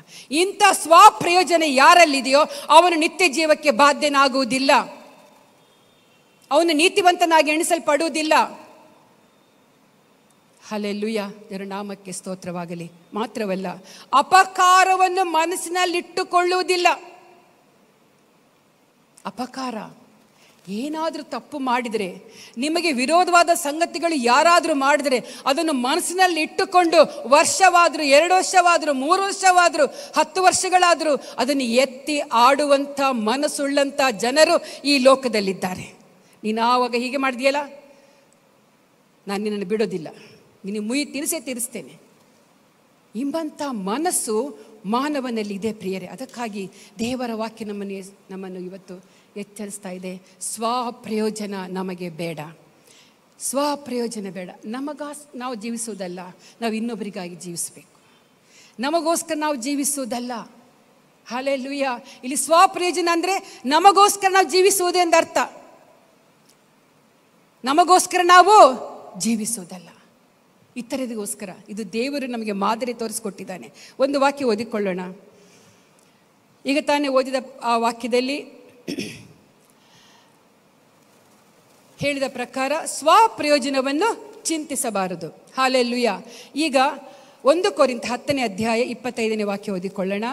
ಈಗ ಸ್ವಪ್ರಯೋಜನ ಇಲ್ಲ ಅಂತ ಅಂದ ಮೇಲೆ ಏನಿರಬೇಕು? ಪರರಿಗೋಸ್ಕರ ಜೀವಿಸೋರಾಗಿದ್ದೇವೆ ಎಂಬಂಥ ತಿಳುವಳಿಕೆ ನಮಗಿರಬೇಕು. ನಮ್ಮದಲ್ಲ ಫಸ್ಟು. ಈಗ ಒಂದು ತಾಯಿ ಒಂದು ಅಡುಗೆ ಮಾಡಿಟ್ಟಿರ್ತಾಳೆ. ಫಸ್ಟ್ ಏನು ಮಾಡ್ತಾಳೆ? ತಾಯಿ ತನ್ನ ಮಕ್ಕಳಿಗೆ ಫಸ್ಟ್ ಕೊಡ್ತಾಳೆ. ತನಗಿಲ್ಲದಿದ್ದರೂ ಅದನ್ನು ಮಕ್ಕಳಿಗೆ ಉಣಬಡಿಸ್ತಾಳೆ, ಗಂಡನಿಗೆ ಉಣಬಡಿಸ್ತಾಳೆ. ಒಂದು ವೇಳೆ ಯಾರಾದರೂ ಅತಿಥಿಗಳು ಬಂದರೆ ಅವರಿಗೆ ಉಣಬಡಿಸ್ತಾಳೆ. ಅನಂತರ ಲಾಸ್ಟ್ ಊಟ ಮಾಡ್ತಾಳೆ. ಆಕೆ ಯಾರು? ಪರರ ಹಿತವನ್ನು ಬಯಸುವಂಥವಳು. ಯಾರು ಅಡಿಗೆ ಮಾಡಿದ ಕೂಡಲೇ ಗಬಾ ಗಬಾ ತಾನು ತಿಂದು ಉಳಿದದೆಲ್ಲ ಮತ್ತೆ ಟೇಬಲಲ್ಲಿ ಅಥವಾ ಮಡಿಕೆಗಳಲ್ಲಿ ಇಟ್ಟು ಬಿಟ್ಟರೆ ಆ ಸ್ತ್ರೀ ಯಾರವಳು? ಸ್ವಪ್ರಯೋಜನವನ್ನು ನೋಡಿಕೊಳ್ಳುವವಳು. ಅದಕ್ಕಾಗಿ ಇಲ್ಲಿ ವಾಕ್ಯ ಹೀಗೆ ಹೇಳ್ತದೆ. 1 ಕೊರಿಂಥ 10ನೇ ಅಧ್ಯಾಯ 25ನೇ ವಾಕ್ಯ ಹೀಗೆ ಬರೆಯಲ್ಪಟ್ಟಿದೆ. ಪ್ರತಿಯೊಬ್ಬನು ತನ್ನ ಹಿತವನ್ನು ಚಿಂತಿಸದೆ ಪರಹಿತವನ್ನು ಚಿಂತಿಸಲಿ. ತನ್ನ ಹಿತವನ್ನು ಚಿಂತಿಸದೆ, ತನ್ನ ಸುಖವನ್ನು ಚಿಂತಿಸದೆ, ಪರರ ಹಿತವನ್ನು ಪರರ ಸುಖವನ್ನು ಚಿಂತಿಸಲಿ. ಇದು ಸತ್ಯವೇದ ಯೇಸು ಸ್ವಾಮಿ ಹೇಳ್ತಾ ಇರುವಂಥದ್ದು. ಹಲ್ಲೆಲೂಯಾ. ಯೇಸುವಿನಲ್ಲಿರುವಂಥ ಎಷ್ಟೋ ಒಳ್ಳೆಯ ಗುಣನಡತೆಗಳು ಕ್ರೈಸ್ತರಲ್ಲಿ ಬಂದರೆ ಈ ಪ್ರಪಂಚ ಈ ರೀತಿ ಇರುವುದಿಲ್ಲ. ಹಲ್ಲೆಲೂಯಾ. ದೇವರ ನಾಮಕ್ಕೆ ಸ್ತೋತ್ರವಾಗಲಿ. ಎಷ್ಟೋ ಗಲಿಬಿಲಿಗಳು ಪ್ರಪಂಚದಲ್ಲಿ ಇದೆ ಪ್ರಿಯರೇ. ಹಲ್ಲೆಲೂಯಾ. ಇಂಥ ಒಂದು ಗಲಿಬಿಲಿಯ ಪ್ರಪಂಚ ಯಾಕೆ ಉಂಟಾಯಿತು? ಸತ್ಯವಾದ ಬೋಧನೆ ಅವರಿಗೆ ಇಲ್ಲ, ಸತ್ಯವಾದ ತಿಳುವಳಿಕೆ ಜನರಿಗೆ ತಿಳಿಸುವವರು ಇಲ್ಲ. ಆದ ಕಾರಣ ಲೋಕ ಪಾಪಮಯವಾಗಿ ತುಂಬಿ ಮಾಡಬಾರದ ಕಾರ್ಯಗಳನ್ನು ಜನರು ಮಾಡ್ತಾ ಇದ್ದಾರೆ. ಅವರಿಗೆ ದೇವರ ಭಯನೂ ಇಲ್ಲ, ಮನುಷ್ಯರ ಭಯನೂ ಇಲ್ಲ. ಭಕ್ತಿ ಇದೆ, ಪೂಜೆ ಮಾಡ್ತಾರೆ, ಹರಕೆಗಳನ್ನು ಹೊತ್ತಾರೆ. ಇಲ್ಲಿಂದ ದೂರ 10 ಕಿಲೋಮೀಟ್ರ್ 20 ಕಿಲೋಮೀಟ್ರ್ 100 ಕಿಲೋಮೀಟ್ರ್ ನಡ್ಕೊಂಡು ಹೋಗ್ತಾರೆ. ಭಕ್ತಿ ಇದೆ, ತಪ್ಪು ಮಾಡಬಾರದು ಎಂಬಂಥ ಭಯ ಅವರಲ್ಲಿ ಇಲ್ಲ. ಹಲ್ಲೆಲೂಯಾ. ದೇವರ ನಾಮಕ್ಕೆ ಸ್ತೋತ್ರವಾಗಲಿ. 33ನೇ ವಾಕ್ಯ ಓದಿ. ಅದೇ 1 ಕೊರಿಂಥ 10ರಲ್ಲಿ 33. ನಾನಂತೂ ಸ್ವಪ್ರಯೋಜನಕ್ಕಾಗಿ ಚಿಂತಿಸದೆ ಮನುಷ್ಯರೆಲ್ಲರೂ ರಕ್ಷಣೆ ಹೊಂದಬೇಕೆಂದು ಅವರ ಪ್ರಯೋಜನಕ್ಕಾಗಿ ಚಿಂತಿಸಿ ಎಲ್ಲರನ್ನೂ ಎಲ್ಲಾ ವಿಷಯಗಳಲ್ಲಿ ಮೆಚ್ಚಿಸುವವನಾಗಿದ್ದೇನೆ. ಇಲ್ಲಿ ಪೌಲನು ಹೇಳ್ತಾ ಇದ್ದಾನೆ, ನಾನೊಬ್ಬ ಯೇಸುವಿನ ಹಿಂಬಾಲಕನು. ನಾನಂತೂ ಸ್ವಪ್ರಯೋಜನಕ್ಕಾಗಿ ಚಿಂತಿಸದೆ, ನನ್ನ ಒಳಿತಿಗಾಗಿ ನಾನು ಚಿಂತಿಸದೆ ಏನು ಮಾಡ್ತಾನೆ ಅವನು? ಮನುಷ್ಯರೆಲ್ಲರೂ ರಕ್ಷಣೆ ಹೊಂದಬೇಕೆಂದು ಅವರ ಪ್ರಯೋಜನಕ್ಕಾಗಿ ಚಿಂತಿಸಿ ಎಲ್ಲರನ್ನೂ ಎಲ್ಲ ವಿಷಯಗಳಲ್ಲಿ ಮೆಚ್ಚಿಸುವನಾಗಿದ್ದೇನೆ. ಹಲ್ಲೆಲೂಯಾ. ಇದರ ಅರ್ಥ ಏನು? ನಾನು ರಕ್ಷಣೆ ಹೊಂದಿದರೆ ಸಾಕಾಗೋದಿಲ್ಲ, ನನ್ನ ಕುಟುಂಬ ರಕ್ಷಣೆ ಹೊಂದಿದರೆ ಸಾಕಾಗುವುದಿಲ್ಲ, ನನ್ನ ನೆರೆಹೊರೆಯವರು ರಕ್ಷಣೆ ಹೊಂದಬೇಕು. ಹಲ್ಲೆಲೂಯಾ. ನನ್ನ ನೆರೆಯವರು ರಕ್ಷಣೆ ಹೊಂದಬೇಕಂದ್ರೆ ನೀತಿಯನ್ನು ಧರಿಸಿಕೊಳ್ಳಬೇಕು, ಯೇಸುವೆ ಕ್ರಿಸ್ತನೆಂಬುದಾಗಿ ಅರ್ಥ ಮಾಡಿಕೊಳ್ಳಬೇಕು, ಹೃದಯದಲ್ಲಿ ನಂಬಬೇಕು, ನೀತಿವಂತರಾಗಬೇಕು ಎಂಬ ಉದ್ದೇಶ ಪೌಲನಲ್ಲಿತ್ತು. ಪೌಲನು ಏನು ಹೇಳ್ತಾ ಇದ್ದಾನೆ? ನಾನು ಸ್ವಪ್ರಯೋಜನಕ್ಕಾಗಿ ನಾನು ಚಿಂತಿಸದೆ ಮನುಷ್ಯರೆಲ್ಲರೂ ರಕ್ಷಣೆ ಹೊಂದಬೇಕೆಂದು ಅವರ ಪ್ರಯೋಜನಕ್ಕಾಗಿ ಚಿಂತಿಸಿ ಎಲ್ಲರನ್ನು ಎಲ್ಲ ವಿಷಯಗಳಲ್ಲಿ ನನ್ನ ನಡತೆಯ ಮೂಲಕವಾಗಿ ನಾನು ಅವರನ್ನು ಮೆಚ್ಚಿಸ್ತಾ ಇದ್ದೇನೆ, ಕ್ರಿಸ್ತನ ಮಾರ್ಗಕ್ಕೆ ನಡೆಸ್ತಾ ಇದ್ದೇನೆ, ಕ್ರಿಸ್ತನ ಸುವಾರ್ತೆಯನ್ನು ಸಾರ್ತಾ ಇದ್ದೇನೆ, ಕ್ರಿಸ್ತನಲ್ಲಿರುವಂಥ ಸುಗುಣಗಳನ್ನು ಅವರಿಗೆ ತಿಳಿಯಪಡಿಸ್ತಾ ಇದ್ದೇನೆ, ರಕ್ಷಣೆಗೆ ನಡೆಸ್ತಾ ಇದ್ದೇನೆ, ನೀತಿಗೆ ನಡೆಸ್ತಾ ಇದ್ದೇನೆ, ನಿತ್ಯ ಜೀವಕ್ಕೆ ನಡೆಸ್ತಾ ಇದ್ದೇನೆ ಎಂಬುದಾಗಿ ಆತನು ಬಹು ಸ್ಪಷ್ಟವಾಗಿ ಅಲ್ಲಿ ಹೇಳ್ತಾ ಇದ್ದಾನೆ. ಹಲ್ಲೆಲೂಯಾ. ಕ್ರೈಸ್ತರಾದ ನಮಗೆ ಹಲ್ಲೆಲೂಯಾ ಬೇಕಾಗಿರುವಂಥ ಸುಮಧುರವಾದ ಗುಣಗಳು ಪ್ರಿಯರೇ ಒಂದು ವೇಳೆ ನಮ್ಮಲ್ಲಿ ಇರಬಹುದು, ಒಂದು ವೇಳೆ ಇಲ್ಲದೇ ಇರಬಹುದು. ಯಾರು ಬೇಸರ ಮಾಡ್ಕೊಳ್ಬೇಡಿ, ಆಂಟಿ ಏನು ಇಷ್ಟು ಖಂಡಿತವಾಗಿ ಮಾತಾಡ್ತಿದ್ದಾರೆ ಅಂತ. ಪ್ರತಿಯೊಬ್ಬ ಮನುಷ್ಯನಿಗೂ ಈ ಸ್ವಾರ್ಥ ಪ್ರಯೋಜನ, ಸ್ವಾರ್ಥ ಚಿಂತನೆ ಮಾತ್ರವಲ್ಲ, ಸ್ವಬುದ್ಧಿ, ಸ್ವನೀತಿ ಇವೆಲ್ಲವುಗಳು ಪ್ರತಿಯೊಬ್ಬ ಮನುಷ್ಯನಲ್ಲಿ ಇದ್ದೇ ಇರುತ್ತದೆ. ಹಲ್ಲೆಲೂಯಾ. ನಾವು ಯಾರು ನೀತಿವಂತರಲ್ಲ. ಆದ ಕಾರಣ ದೇವರ ವಾಕ್ಯ ಹೇಳುವಂತಹ ವಾಕ್ಯಕ್ಕೆ ನಾವು ವಿಧೇಯರಾಗಬೇಕು. ದೇವರ ನಾಮಕ್ಕೆ ಸ್ತೋತ್ರವಾಗಲಿ. ಮಾತ್ರವಲ್ಲ, ಇಲ್ಲಿ ಫಿಲಿಪ್ಪಿ ಪತ್ರಿಕೆ 2ನೇ ಅಧ್ಯಾಯ 4ನೇ ವಾಕ್ಯದಲ್ಲಿ ಹೀಗೆ ಓದ್ತೇವೆ, ನಿಮ್ಮಲ್ಲಿ ಪ್ರತಿಯೊಬ್ಬನು. ಫಿಲಿಪ್ಪಿ ಪತ್ರಿಕೆ 2ನೇ ಅಧ್ಯಾಯ 4ನೇ ವಾಕ್ಯ ಓದಿ ಸಿಸ್ಟರ್. ನಿಮ್ಮಲ್ಲಿ ಪ್ರತಿಯೊಬ್ಬನು ಸ್ವಹಿತವನ್ನು ಮಾತ್ರ ನೋಡದೆ ಪರಹಿತವನ್ನು ಸಹ ನೋಡಲಿ. ಕ್ರಿಸ್ತ ಯೇಸುವಿನಲ್ಲಿದ್ದಂಥ ಮನಸ್ಸು ನಿಮ್ಮಲ್ಲಿಯೂ ಇರಲಿ. ಎಷ್ಟು ಚೆನ್ನಾಗಿದೆ ನೋಡಿ. ಕ್ರಿಸ್ತ ಯೇಸುವಿನಲ್ಲಿ ಇದ್ದಂಥ ಮನಸ್ಸು ನಿಮ್ಮಲ್ಲಿಯೂ ಇರಲಿ. ಏನುಂಟು ಕ್ರಿಸ್ತ ಯೇಸುವಿನಲ್ಲಿ ಮನಸ್ಸು? ಅದೇ 6, 7, 8 ವಾಕ್ಯಗಳು ಓದಿ. ಆತನು ದೇವ ಸ್ವರೂಪನಾಗಿದ್ದರು, ದೇವರಿಗೆ ಸರಿಸಮಾನನಾಗಿರುವುದೆಂಬ ಅಮೂಲ್ಯ ಪದವಿಯನ್ನು ಬಿಡಲೊಲ್ಲೆನು ಎಂದೆಣಿಸದೆ ತನ್ನನ್ನು ಬರಿದು ಮಾಡಿಕೊಂಡು ದಾಸನ ರೂಪವನ್ನು ಧರಿಸಿಕೊಂಡು ಮನುಷ್ಯರಿಗೆ ಸದೃಶನಾದನು. ಸಾಕು, ಮತ್ತೆ ಓದೋಣ. ಯೇಸು ಕ್ರಿಸ್ತನಲ್ಲಿರುವಂಥ ಮನಸ್ಸು ಹೇಗಿದೆ? ಆತನಲ್ಲಿರುವಂಥ ಮನಸ್ಸು ಇಲ್ಲಿ ಫಿಲಿಪ್ಪಿ ಪತ್ರಿಕೆಯಲ್ಲಿ ನಾವು 2ನೇ ಅಧ್ಯಾಯ 4ನೇ ವಾಕ್ಯದಲ್ಲಿ ಓದಿದೆವು. ನಿಮ್ಮಲ್ಲಿ ಪ್ರತಿಯೊಬ್ಬನು ಸ್ವಹಿತವನ್ನು ಮಾತ್ರ ನೋಡದೆ ಪರಹಿತವನ್ನು ಸಹ ನೋಡಲಿ. ಕ್ರಿಸ್ತ ಯೇಸುವಿನಲ್ಲಿ ಇದ್ದಂಥ ಮನಸ್ಸು ನಿಮ್ಮಲ್ಲಿಯೂ ಇರಲಿ. ಹಲ್ಲೆಲೂಯಾ. ಆತನ ಎಂಥ ಮನಸ್ಸಿದೆ ಪ್ರಿಯರೇ! ಕ್ರಿಸ್ತ ಯೇಸುವಿನಲ್ಲಿರುವಂಥ ಮನಸ್ಸು ಎಂಥದ್ದಾಗಿದೆ! ಹಲ್ಲೆಲೂಯಾ. ಆತನು ದೇವ ಸ್ವರೂಪನು, ದೇವರಲ್ಲಿ ಆತನ ಜೊತೆಯಲ್ಲಿದ್ದಂಥವನು. ಹಲ್ಲೆಲೂಯಾ. ಆತನ ಪರಲೋಕದ ಎಲ್ಲ ಸುಖ ಸಂತೋಷ ಎಲ್ಲ ಆರಾಧನೆ ಘನ ಮಾನ ಮಹಿಮೆಗಳನ್ನು ಹೊಂದುತ್ತಿದ್ದಂಥವನು, ದೇವ ಸ್ವರೂಪನಾಗಿದ್ದಂಥವನು. ಹಲ್ಲೆಲೂಯಾ. ದೇವ ಸ್ವರೂಪನಾಗಿದ್ದಂಥವನು. ಆತನೇನು ಮಾಡ್ದ? ದೇವರಿಗೆ ಸರಿಸಮಾನನು ಎಂಬಂಥ ಆ ಪದವಿಯನ್ನು ಆತನು ಬಿಟ್ಟು, ಅಂದರೆ ಸರಿ ಸಮಾನನಾಗಿರುವುದೇವೆಂಬ ಅಮೂಲ್ಯವಾದ ಪದವಿಯನ್ನು ಬಿಡಲೊಲ್ಲೆನು ಎಂದೆಣಿಸದೆ ಆ ಒಂದು ದೇವರ ಜೊತೆಯಲ್ಲಿ, ತನ್ನ ತಂದೆಯಾದ ದೇವರ ಜೊತೆಯಲ್ಲಿ ಇರುವಂಥ ಆ ಸ್ಥಾನಮಾನಗಳನ್ನು ನಾನು ಬಿಡುವುದೇ ಇಲ್ಲ, ನಾನು ಭೂಲೋಕಕ್ಕೆ ಹೋಗುವುದೇ ಇಲ್ಲ, ಮಾನವರಿಗೋಸ್ಕರ ಪ್ರಾಣವನ್ನು ಕೊಡುವುದೇ ಇಲ್ಲ ಎಂಬಂಥ ಆ ಭಾವನೆ ಅವನಲ್ಲಿ ಇಲ್ಲದೆ ಎಂಬುದಾಗಿ ಇಲ್ಲಿ ಬಹಳ ಸ್ಪಷ್ಟವಾಗಿ ದೇವರ ವಾಕ್ಯ ಹೇಳ್ತದೆ. ಬಿಡಲೊಲ್ಲೆನು ಎಂದೆಣಿಸದೆ ತನ್ನನ್ನು ಬರಿದು ಮಾಡಿಕೊಂಡು ಏನು ಇಲ್ಲದವನಾಗಿ ಆತನು ಈ ಲೋಕಕ್ಕೆ ಬಂದನು. ಪ್ರಿಯರೇ, ಹಲ್ಲೆಲೂಯಾ. ಇಂಥ ಮನಸ್ಸು ಯಾರಲ್ಲಿದೆ? ಯಾವ ದೇವರಾದರೂ ಮನುಷ್ಯನಿಗೋಸ್ಕರ ಪ್ರಾಣ ಕೊಟ್ಟಿದ್ದಾನೋ? ನಾವು ಸ್ವಲ್ಪ ಯೋಚನೆ ಮಾಡೋಣ.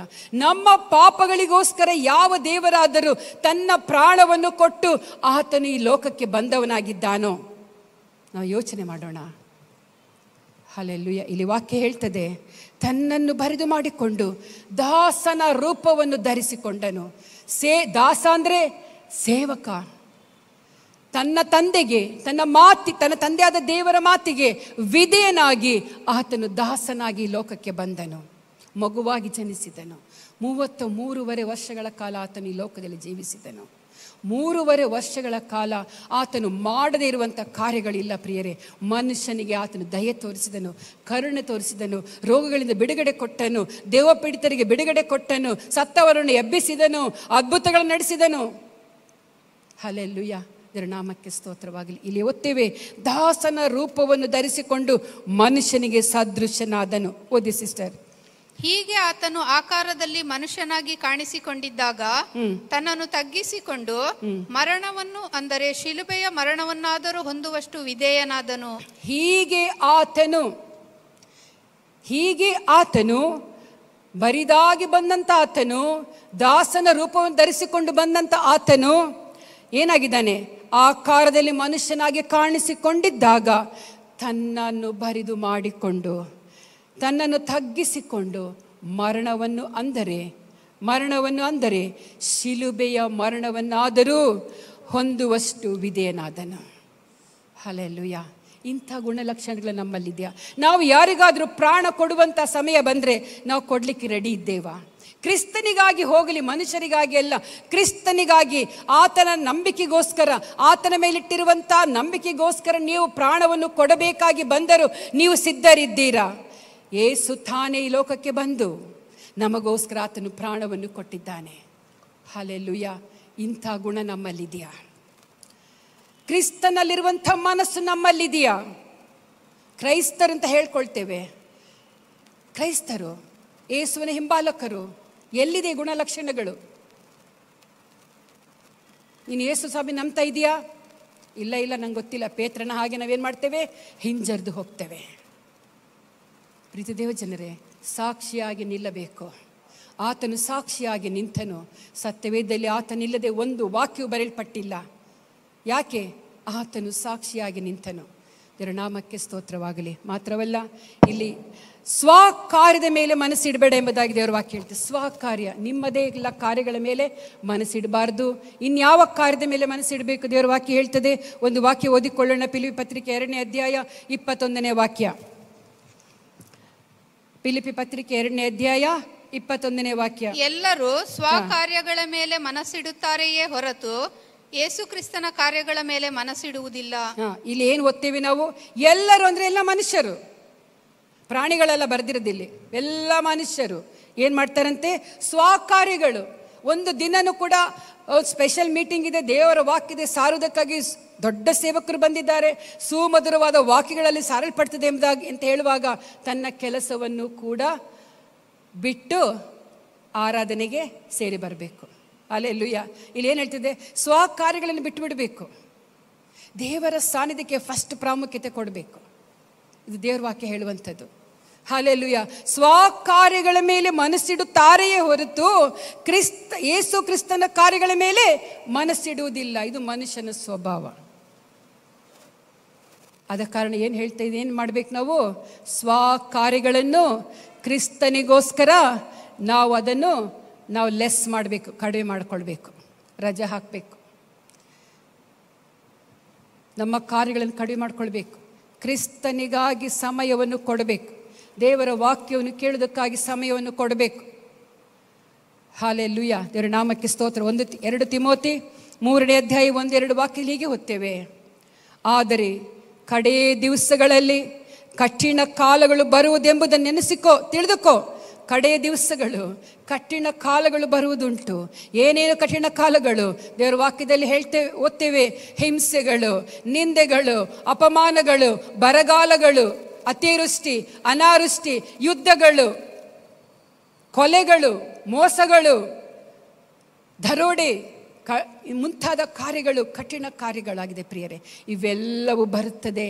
ಆದರೆ ಮನುಷ್ಯನು ಸ್ವಾರ್ಥ ಚಿಂತಕರು, ಹಣದಾಸೆ ಉಳ್ಳವರು, ಬಡಾಯಿ ಕೊಚ್ಚುವವರು, ಅಹಂಕಾರಿಗಳು, ದೂಷರು, ತಂದೆ ತಾಯಿಗಳಿಗೆ ಅವಿಧೇಯರು, ಉಪಕಾರ ನೆನೆಸದವರು, ದೇವ ಭಯವಿಲ್ಲದವರು, ಚಾಡಿ ಹೇಳುವವರು, ದಮೆ ಇಲ್ಲದವರು, ಉಗ್ರತೆ ಉಳ್ಳವರು, ಒಳ್ಳೆಯದನ್ನು ಪ್ರೀತಿಸದವರು, ದ್ರೋಹಿಗಳು, ದುಡುಕಿನವರು, ಉಬ್ಬಿಕೊಂಡವರು, ದೇವರನ್ನು ಪ್ರೀತಿಸದೆ ಭೋಗಗಳನ್ನೇ ಪ್ರೀತಿಸುವವರು, ಭಕ್ತಿಯ ವೇಷವಿದ್ದಾದರೆ ಬಲ ಬೇಡವೆನ್ನುವವರು ಆಗಿರುವರು. ಇವರ ಸಹವಾಸವನ್ನು ಮಾಡದಿರು. ಪ್ರತಿಯೊಬ್ಬ ಕ್ರೈಸ್ತನು ಕ್ರಿಸ್ತನಲ್ಲಿರುವಂಥ ಆ ಸ್ವಭಾವ, ಕ್ರಿಸ್ತನ ಸ್ವಭಾವ, ಆತನ ಮನಸ್ಸು ಯಾರು ಹೊಂದಿಕೊಂಡಿರ್ತಾರೋ ಅವರು ಈ ಎಲ್ಲ ವಿಷಯಗಳಿಂದ ದೂರವಾಗಿರ್ತಾರೆ. ಹಲ್ಲೆಲೂಯ. ಬಹಳ ಸುಂದರವಾಗಿ ಬರೆಯಲ್ಪಟ್ಟಿದೆ. ಪುನಃ ನಾನು ಓದ್ತೇನದನ್ನು. ಮನುಷ್ಯರು ಸ್ವಾರ್ಥ ಚಿಂತಕರಾಗಿರಬಾರದು, ಹಣದಾಸೆ ಉಳ್ಳವರಾಗಿರಬಾರದು, ಬಡಾಯಿ ಕೊಚ್ಚಿಕೊಳ್ಳೋರಾಗಿರಬಾರದು. ನನ್ನಿಂದಲೇ ಆಯಿತು. ಬಡಾಯಿ ಕೊಚ್ಕೊಳ್ಳೋದು ಏನಿರಲ್ಲ, ಅಲ್ಲಿ ಪವರೇ ಇರಲ್ಲ. ಪವರ್ ಇಲ್ದ್ರೂ ಪವರ್ ಇದೆ ಅಂತ ಹೇಳೋದು. ಹಲ್ಲೆಲೂಯ. ಬಡಾಯಿ ಕೊಚ್ಕೊಳ್ಳೋದು ಇದು ಇರಬಾರ್ದು. ಅದು ಸಹ ಒಂದು ಪಾಪನೇ. ನೀನು ಮಾಡಿದರೆ ಮಾತ್ರ ಜನರೇ ನಿನ್ನ ವಿಷಯವಾಗಿ ಹೇಳ್ತಾರೆ, ನೀನು ಬಡಾಯಿ ಕೊಚ್ಕೊಳ್ಬೇಡ ಅಷ್ಟೇ, ನೀನು ಇಷ್ಟು ಮಾಡಿದೆ ಅಷ್ಟು ಮಾಡಿದೆ ಅಂತ ಹೇಳಕ್ಕೆ ಹೋಗಬೇಡ. ಇದರ ಅರ್ಥ ಇಷ್ಟೇ. ನೀನು ಮಾಡಿದೀಯಾ, ಒಳ್ಳೇದು ಮಾಡಿದೀಯಾ, ನೀನು ದೊಡ್ಡವನ ವ್ಯಕ್ತಿ ಆಗಿದೆಯಾ, ಅದು ಜನರು ನೋಡುವಾಗಲೇ ಜನರಿಂದ ಸಾಕ್ಷಿ ನೀನು ಕೇಳಬೇಕು. ನೀನೇ ನಿನ್ನ ವಿಷಯವಾಗಿ ಬಡಾಯಿ ಕೊಚ್ಕೊಳ್ಬೇಡ. ಇದು ವಾಕ್ಯ ಹೇಳ್ತದೆ. ಹಲ್ಲೆಲೂಯ. ದೇವರ ನಾಮಕ್ಕೆ ಸ್ತೋತ್ರವಾಗಲಿ. ದೂಷಕರು, ಅಹಂಕಾರಿಗಳು, ತಂದೆ ತಾಯಿಗಳಿಗೆ ಅವಿಧೇಯರು. ಬಹಳ ಪ್ರಾಮುಖ್ಯವಾದಂಥ ಸಂಗತಿ. ತಂದೆ ತಾಯಿಗಳಿಗೆ ಅವಿಧೇಯರು.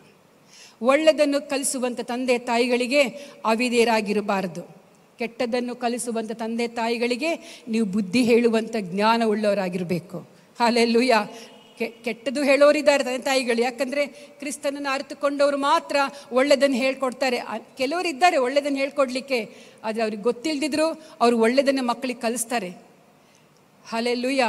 ಇಂಥ ವ್ಯಕ್ತಿಗಳು ಇದ್ದಾರೆ, ಅಂಥ ವ್ಯಕ್ತಿಗಳು ಇದ್ದಾರೆ. ಆದ ಕಾರಣ ಯಾವುದು ಒಳ್ಳೆಯದು ಯಾವುದು ಕೆಟ್ಟದೆಂಬುದಾಗಿ ವಿಮರ್ಶಿಸುವಂಥ ಜ್ಞಾನ ಪ್ರತಿಯೊಬ್ಬ ಯೌವನಸ್ಥ ಮಕ್ಕಳಿಗೂ ಪ್ರತಿಯೊಬ್ಬ ಮಕ್ಕಳಿಗೆ ಬೇಕಾಗಿರ್ತದೆ. ದೇವರ ನಾಮಕ್ಕೆ ಸ್ತೋತ್ರವಾಗಲಿ. ಇಲ್ಲಿ ದೇವ ಭಯವಿಲ್ಲದವರು, ಉಪಕಾರ ನೆನೆಸದವರು, ಚಾಡಿ ಹೇಳುವವರು, ಎಂಥ ಎಲ್ಲ ವಿಷಯಗಳಿದೆ ನೋಡಿ ದೇವರ ವಾಕ್ಯದಲ್ಲಿ. ಚಾಡಿ ಹೇಳೋದೊಂದು ಪಾಪನ?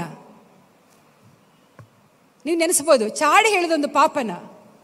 ನಾನು ಇಷ್ಟದವರೆಗೂ ಯಾರ ವಿಷಯದಲ್ಲಿ ಚಾಡಿ ಹೇಳಕ್ಕೆ ಹೋಗಲಿಲ್ಲ. ಎಷ್ಟೇ ತಪ್ಪು ಮಾಡಿದ್ರು ನಾನು ಯಾರ ವಿಷಯದಲ್ಲಿ ಏನು ಹೇಳಕ್ಕೆ ಹೋಗಲಿಲ್ಲ.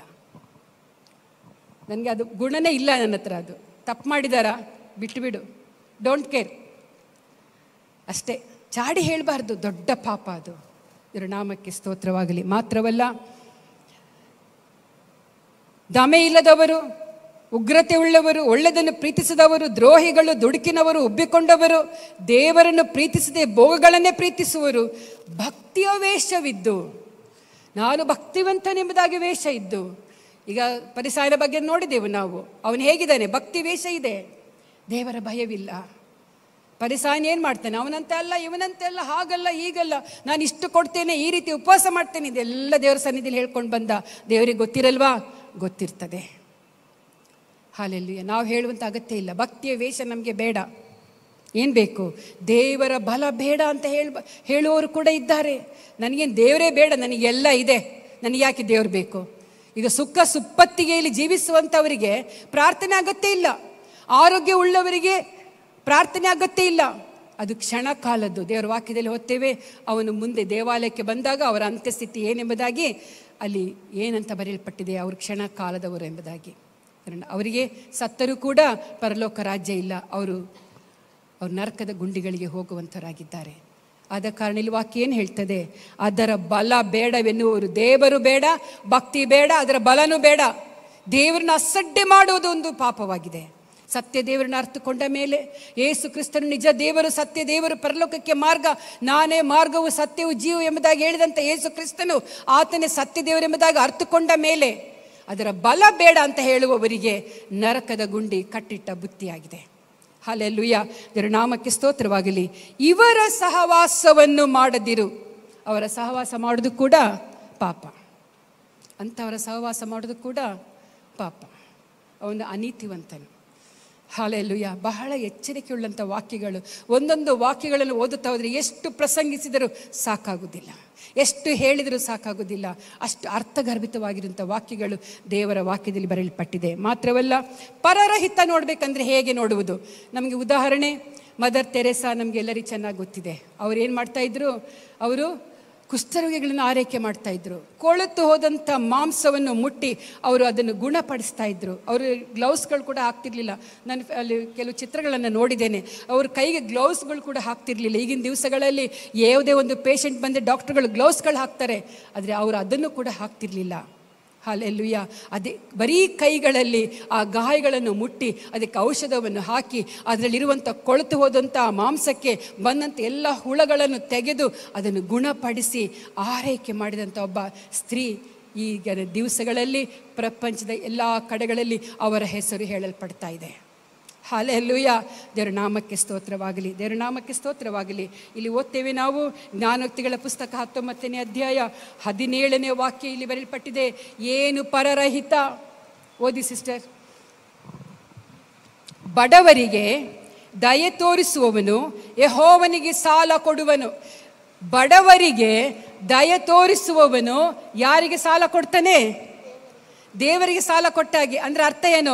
ನೀವು ಬಡವರ ಮೇಲೆ ದಯೆ ತೋರಿಸುವಾಗ ನಿಮ್ಮ ಅಕೌಂಟು ಪರಲೋಕದಲ್ಲಿರ್ತದೆ. ಮದರ್ ತೆರೇಸಾ ಅವರ ಅಕೌಂಟು ಫುಲ್ಲಾಗಿದೆ ಅಂತ ನಾನು ನೆನೆಸ್ತೇನೆ. ಹಲ್ಲೆಲೂಯಾ. ಬಡವರಿಗೆ ದಯೆ ತೋರಿಸುವುದು ಏನಂತೆ? ಪರಲೋಕದಲ್ಲಿ ಏನಾಗುತ್ತೆ? ಅಕೌಂಟು ತುಂಬಲ್ಪಡ್ತದೆ. ನಮಗೆ ಇದ್ದದರಲ್ಲಿ ಉಳಿದದನ್ನು ಕೊಡುವುದಲ್ಲ ಪ್ರಿಯರೇ, ಅದು ಅಲ್ಲ. ಇದ್ದದರಲ್ಲಿ ಶ್ರೇಷ್ಠತೆಯಾದದನ್ನು ಕೊಡಬೇಕು, ಅದು ಕಷ್ಟ. ಇದ್ದದರಲ್ಲಿ ಉಳಿದದನ್ನು ಹಳತು ಪಳತನ್ನು ಕೊಡೋದು ಬಹಳ ಸುಲಭ. ಇದ್ದದರಲ್ಲಿ ಶ್ರೇಷ್ಠವಾದದನ್ನು ನಾವು ಬಡವರಿಗೆ ಕೊಡ್ತೀವಂದರೆ ಅದು ಬಹಳ ಕಷ್ಟ. ಹೌದಲ್ವಾ? ಕೊಡ್ತೀರಾ? ನಿಮ್ಮ ಕುತ್ತಿಗೆಯಲ್ಲಿ ಈಗ ಒಂದು ಅರ್ಧ kg ಬಂಗಾರ ಇದೆ ಅಂದ್ಕೊಳ್ಳಿ, ಅದನ್ನು ಬಡವರಿಗೆ ಕೊಡು ಅಂದರೆ ಕೊಡ್ತೀವಾ? ಬಂಗಾರ ಕೊಡ್ತಾರೆ, ಆರ್ಟಿಫಿಷಿಯಲ್ ಕೊಟ್ಟರೆ ಸಾಕು. ಯೌವನಸ್ಥನಿಗೆ ದೇವರು ಏನು ಹೇಳಿದ? ನಿನ್ನ ಆಸ್ತಿಯನ್ನು ಮಾರಿ ಬಡವರಿಗೆ ಕೊಡು ಅಂದ. ಹಲ್ಲೆಲೂಯ. ಅದಕ್ಕೆಲ್ಲ ನಾವು ಸಿದ್ಧ ಇಲ್ಲ, ಕಷ್ಟ. ಇದಕ್ಕೆಲ್ಲದಕ್ಕೂ ಸರಿಯಾಗಿ ನಡ್ಕೊಂಡ್ರೆ ಮಾತ್ರ ಪರಲೋಕ ರಾಜ್ಯಕ್ಕೆ ನಾವು ಹೋಗ್ತೇವೆ. ಇದೆಲ್ಲ ಸುಮ್ಮನೆ ಬರೆಯಲ್ಪಟ್ಟಿಲ್ಲ, ನಾನು ಹೇಳ್ತಿರುವಂಥದ್ದೆಲ್ಲ ದೇವರ ವಾಕ್ಯದಲ್ಲಿ ಬರೆಯಲ್ಪಟ್ಟಿರುವಂಥದ್ದು. ತುಂಬ ಕಷ್ಟ. ಅದಕ್ಕಾಗಿ ದೇವರ ವಾಕ್ಯದಲ್ಲಿ ಓದ್ತೇವೆ, ಕ್ರೈಸ್ತ ಮಾರ್ಗ ಇಕ್ಕಟ್ಟು, ಬಹಳ ಬಿಕ್ಕಟ್ಟು, ಅದರಲ್ಲಿ ಹೋಗುವವರು ಏನು ಮಾಡಬೇಕು? ಹೆಣಗಾಡಿಕೊಂಡು ಹೋಗ್ಬೇಕಂತೆ. ಹೇಗೆ ಹೋಗಬೇಕು? ನುಸುಳಿಕೊಂಡು ಹೋಗಬೇಕು. ಅಂದರೆ ಎಲ್ಲವನ್ನು ತ್ಯಜಿಸಬೇಕಾದ್ರೆ ಕಷ್ಟ ಬರ್ತದೆ. ದೇವರ ವಾಕ್ಯಕ್ಕೆ ಎಲ್ಲದಕ್ಕೂ ವಿಧೇಯರಾಗಬೇಕಾದ್ರೆ ಕಷ್ಟ ಬರ್ತದೆ, ಮನಸ್ಸು ಬರುವುದಿಲ್ಲ, ಅದರಲ್ಲಿ ಹಿಂದೆ ಹೋಗ್ಬಿಡ್ತೇವೆ. ಹಲ್ಲೆಲೂಯಾ. ದೇವರ ನಾಮಕ್ಕೆ ಸ್ತೋತ್ರವಾಗಲಿ. ಇನ್ನೊಂದು ವಾಕ್ಯ ಓದಿಕೊಳ್ಳೋಣ. ಜ್ಞಾನೋಕ್ತಿಗಳ ಪುಸ್ತಕ 22ನೇ ಅಧ್ಯಾಯ 9 ವಾಕ್ಯಗಳನ್ನು ಓದಿರಿ. 9ನೇ ವಾಕ್ಯ, ಜ್ಞಾನೋಕ್ತಿಗಳ ಪುಸ್ತಕ 22:9. ದಯಾದೃಷ್ಟಿ ಉಳ್ಳವನು ಆಶೀರ್ವಾದವನ್ನು ಪಡೆಯುವನು. ಸಾಕು. ದಯಾದೃಷ್ಟಿ ಉಳ್ಳವನು, ಸರಿಯಾಗಿ ಕೇಳ್ಕೊಳ್ಳಿ, ದಯಾದೃಷ್ಟಿ ಉಳ್ಳವನು ಆಶೀರ್ವಾದ ಹೊಂದುವನು. ಯಾರ ಮೇಲೆ? ಬಡವರ ಮೇಲೆ ದಯ ತೋರಿಸುವವನು ಆಶೀರ್ವಾದ ಹೊಂದ್ಕೊಳ್ತಾನೆ. ಹಲ್ಲೆಲೂಯಾ. ಇವರ ನಾಮಕ್ಕೆ ಸ್ತೋತ್ರ. 27ನೇ ವಾಕ್ಯ ಓದಿ. 28-27 ಜ್ಞಾನೋಕ್ತಿಗಳು 28-27. ಬಡವರಿಗೆ ದಾನ ಮಾಡುವವನು ಕೊರತೆ ಪಡನು.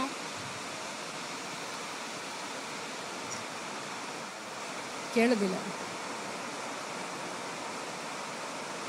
ಹೇಳಿ ಇನ್ನೊಂದ್ಸಲ ಓದಿ. ಬಡವರಿಗೆ ದಾನ ಮಾಡುವವನು ಕೊರತೆ ಪಡನು. ದಯ ಉಳ್ಳವನು, ದಾನ ಮಾಡುವವನು ಯಾರವನು? ಕೊರತೆ ಪಡನು. ದಾನ ಮಾಡುವವನು ಕೊರತೆ ಪಡನು.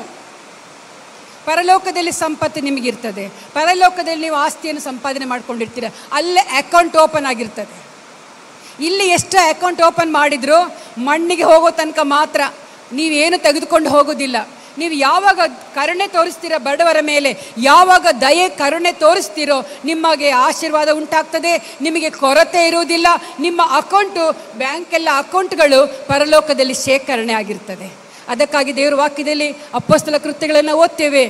ಆಗಿನ ಕಾಲದ ಅಪೊಸ್ತಲರು ಅವರು ದೇವರ ವಾಕ್ಯವನ್ನು ಸಾರಿದಾಗ, ಪೇತ್ರನು ದೇವರ ವಾಕ್ಯವನ್ನು ಸಾರಿದಾಗ 3,000 ಜನರು ರಕ್ಷಣೆ ಹೊಂದಿದರು.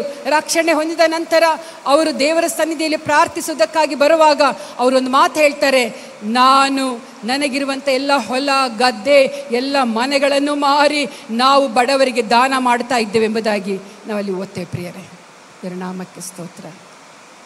ಎಷ್ಟು ಸಂಪಾದನೆ ಮಾಡಿದ್ರೆ ಏನು ಪ್ರಯೋಜನ? No use. ಎಲ್ಲ ಹೊಳೆಯಲ್ಲಿ ಹುಣಸೆಹಣ್ಣು ತೊಳೆದಾಗೆ. ದೇವರ ನಾಮಕ್ಕೆ ಸ್ತೋತ್ರವಾಗಲಿ. ಇಲ್ಲಿ ಬಹಳ ಸ್ಪಷ್ಟವಾಗಿ ಹೇಳುವಂಥ ಒಂದು ವಾಕ್ಯ ಇಲ್ಲಿ ನಾವು ಇವತ್ತು ಗಮನಿಸ್ತಾ ಇದ್ದೇವೆ, ನಾವು ಕಲಿತಾ ಇದ್ದೇವೆ. ಇನ್ನೊಂದೆರಡು ವಿಷಯಗಳನ್ನ ಹೇಳಿ ನಾನು ಮುಗಿಸ್ತೇನೆ.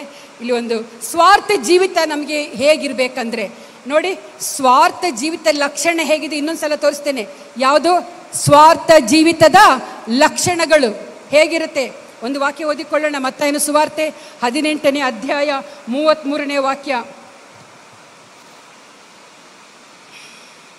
ನಾನು ನಿನ್ನನ್ನು ಕರುಣಿಸಿದ ಹಾಗೆ ನೀನು ಸಹ ನಿನ್ನ ಜೊತೆ ಸೇವಕನನ್ನು ಕರುಣಿಸಬಾರದಾಗಿತ್ತೆ ಎಂದು ಹೇಳಿ ಸಿಟ್ಟು ಮಾಡಿ ತನಗೆ ಕೊಡಬೇಕಾದ ಸಾಲವನ್ನು ತೀರಿಸುವ ತನಕ ಪೀಡಿಸುವವರ ಕೈಗೆ ಒಪ್ಪಿಸಿದನು. ಮೇಲಿಂದ ಓದ್ಕೊಂಡು ಬನ್ನಿ. ಒಬ್ಬ ಸಾಹುಕಾರನು ಒಬ್ಬನಿಗೆ ಹಣವನ್ನು ಸಾಲವಾಗಿ ಕೊಟ್ಟಿರ್ತಾನೆ. ಆ ಸಾಹುಕಾರನು ಕೊಟ್ಟಂಥ ಸಾಲವನ್ನು, ಹಣವನ್ನು ಕೇಳಲಿಕ್ಕೆ ಹೋಗುವಾಗ ಆತನು ಹೇಳ್ತಾನೆ, ಸ್ವಾಮಿ, ನನ್ನ ಹತ್ರ ಈಗ ಹಣ ಇಲ್ಲ, ನಿಮಗೆ ಹಣ ಕೊಡಬೇಕಾದ್ರೆ ನಾನು ನನ್ನ ಹೆಂಡತಿ ಮಕ್ಕಳನ್ನೆಲ್ಲ ನಾನು ಅಡುಬಿಟ್ಟು ಕೊಡಬೇಕು, ಅದಕ್ಕಾಗಿ ದಯವಿಟ್ಟು ನನ್ನ ಕ್ಷಮಿಸು, ನನಗೆ ಕೊಡ್ಲಿಕ್ಕಾಗಲ್ಲ ಅಂತ ಹೇಳುವಾಗ ಆ ಸಾಹುಕಾರನ ಏನು ಮಾಡ್ತಾನೆ? ಅವನ ಸಾಲವನ್ನು ಮನ್ನಿಸಿಬಿಡ್ತಾನೆ. ನೀ ಸಾಲ ಕೊಡಬೇಡ, ಸಾಲ ಎಲ್ಲ ಮನ್ನಾ ಆಗಿಬಿಡ್ತದೆ. ಮನ್ನಾ ಆದರೆ ಎಷ್ಟು ಖುಷಿ ಅಲ್ವ. ಸರ್ಕಾರ ಒಂದೊಂದ್ಸಲ ಹೇಳ್ತದೆ ರೈತರ ಸಾಲ ಎಲ್ಲ ಮನ್ನಾ ಅಂತ ಹೇಳುವಾಗ ಖುಷಿ ಆಗ್ತದಲ್ವಾ. ಆ ಸಾಲ ಮನ್ನಿಸಿದಂಥ ಆ ವ್ಯಕ್ತಿ, ಮನ್ನಿಸಿಕೊಂಡಂಥ ವ್ಯಕ್ತಿ, ಅವನಿಗೆ ಇನ್ನೊಬ್ಬ ಬರೀ ಸ್ವಲ್ಪ ಹಣ ಕೊಡಬೇಕಾಗಿರ್ತದೆ. ಅದೆಲ್ಲ ಓದ್ತೋದ್ರೆ ಟೈಮ್ ಆಗ್ತದೆ. ಸ್ವಲ್ಪ ಹಣ ಕೊಡಬೇಕಾಗ್ತದೆ.